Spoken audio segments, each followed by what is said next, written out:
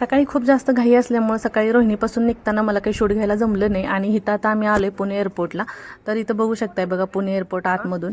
तर असं खूप छान आणि एकदम फ्रेश वाटत होतं इथं आल्यानंतर. आणि आता आमची जी फ्लाईट होती ती 12:10ची होती. आता तुम्हाला प्रश्न पडला असेल फ्लाईटनं मी कुठं निघाले, तर आम्ही निघालो होतो चेन्नईला.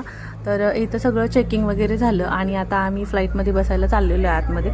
तर ह्याचा जो डिटेल ब्लॉग आहे तो मी अपलोड केलेला आहे. तर खाली दिलेल्या त्रिकोणी आयकॉनवरती जावा आणि ह्याचा फुल ब्लॉग नक्की पहा.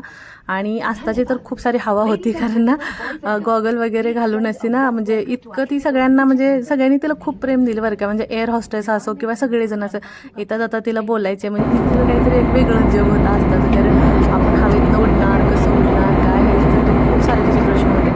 आणि इथं बघू शकताय बघा का विंडोजमधून किती छान दिसत होतं. आणि हा आहे बीच चेन्नईचा तिथला, म्हणजे जो सगळ्यात मोठा महासागर आहे तो. आणि आता आम्ही इथं बघा चेन्नईमध्ये पोचलो सुद्धा.